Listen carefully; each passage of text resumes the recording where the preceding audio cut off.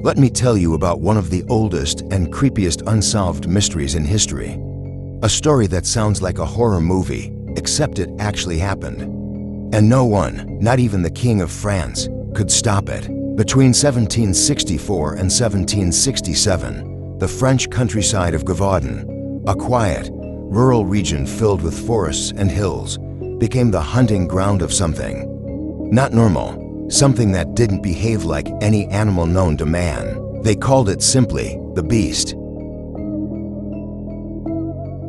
It all began in the summer of 1764. A teenage girl named Jean Boulette was tending her sheep in the woods when she was attacked and killed by a strange creature.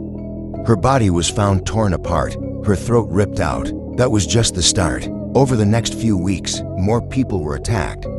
Not by packs of wolves, but by one single creature. Survivors described it the same way every time: a massive, dog-like beast with reddish fur, a powerful frame, and piercing eyes. Some said it was as big as a calf. Others claimed it stood on two legs when it charged. Women and children were often the victims. The beast would lunge from the trees, kill quickly, and disappear before anyone could react. It was fast, strong, and smart. By the end of that year, over a dozen people were dead. Word spread fast. Peasants started refusing to leave their homes. Churches were packed every Sunday with terrified families praying for protection. Some villages formed hunting parties, but they never caught anything. The beast began to seem untouchable. France had dealt with wolf attacks before, but this was different. Wolves usually attack livestock. This thing, it went after humans, and it didn't just kill them, it mutilated them. Eyewitnesses said it decapitated some victims, tore off limbs, and left the bodies behind like a warning. The panic became so intense that even King Louis XV took notice. He sent professional hunters to Gévaudan, trained men with muskets, traps, and dogs. They failed. Over 100 bodies piled up.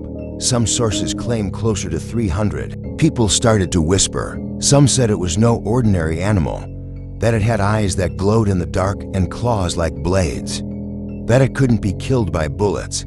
Some villagers claimed they shot it and watched it stand back up and run off like nothing happened. Others believed it was sent by God, a punishment for sins, or the devil in disguise. Then things got weirder. A few witnesses said the beast had armor, like it wore something over its body. Others said it had a long tail like a lion and moved like it was intelligent, almost like it was hunting for fun. Some believed it wasn't a beast at all, but a man in disguise. A serial killer who dressed in animal skins and used the legend to cover his crimes. But what really shook people was how the beast always escaped. Even when surrounded, even when wounded, it never got caught. Chapter 4. The Royal Hunters and the False Victory. In 1765, the king sent his best marksman, Francois Antoine. After months of failed hunts, he finally killed a massive wolf, the biggest anyone had seen. The body was paraded around like a trophy. Everyone cheered. The attacks would stop now, right? Wrong. 2 months later, the killings resumed, and they were worse. That's when Jean Chastel enters the picture. Hey guys, before we continue, don't forget to like and subscribe. It really helps the channel more than what you think. And thank you. Local hunter and rumored outsider. People said he was strange, kept to himself, and had an obsession with religion. He claimed he would kill the beast himself. In June 1767, Chastel ventured deep into the woods and claimed he faced the creature. He prayed, aimed his musket, and shot it with bullets made from melted down silver, a detail that would later inspire werewolf legends. He said the beast dropped where it stood. This time, it was truly over.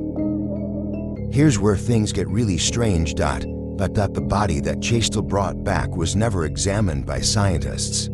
There were no public autopsies, no drawings. The corpse was apparently buried in secret, and then the case just vanished. So what was the Beast of Gévaudan? Theory 1. A mutant wolf or wolf dog hybrid. Some believe it was just a freakishly large and aggressive wolf, maybe mixed with a mastiff or hyena. Theory 2. An exotic escaped animal. Rich nobles sometimes kept wild animals. Maybe a lion or hyena escaped and went rogue. Theory 3. A trained killer.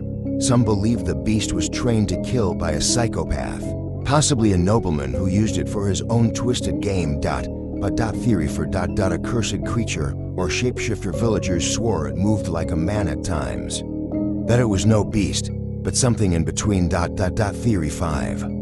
Something not from this world. One theory says the beast was from somewhere else.